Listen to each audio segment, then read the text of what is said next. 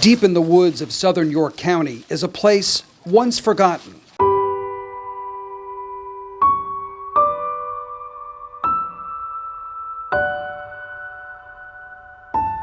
Long neglected by the passage of time. We kind of found it, but we didn't know what it was then. Andrew Lazenby and his wife bought this property in 2021, and the previous owner almost casually told them there were slave graves somewhere back here. They found rough field stones, some marked with letters or symbols, but little else except fallen trees and overgrown brush. But today, there's more.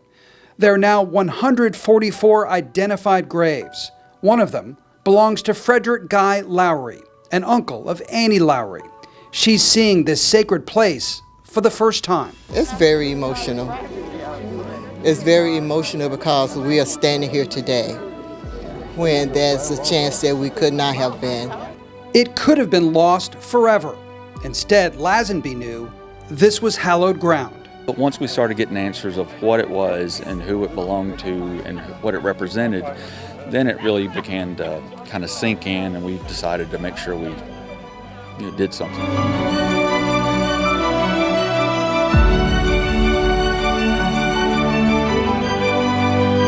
The Nation Ford Land Trust now has a conservation easement protecting 110 acres here, forever. Board member James Smith reminded the crowd gathered that enslaved people weren't buried like we are, weren't honored, weren't celebrated. There was no embalming, no casket. There is no family gathering as we know it.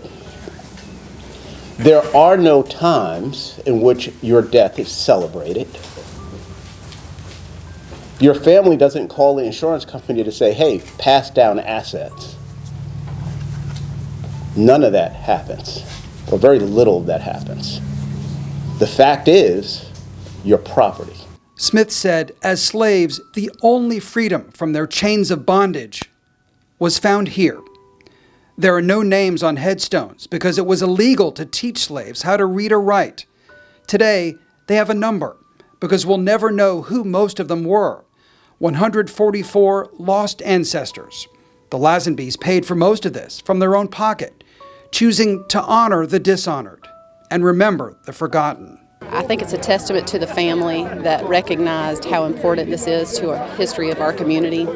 And I think it speaks volumes to what our council is trying to do when we're looking towards making sure that development goes in the right places and that we protect and preserve our history and our community history. Though Lowry knows she has an uncle here, for her, each grave has equal significance. Each one here represents a life that had a purpose, a life that had a family.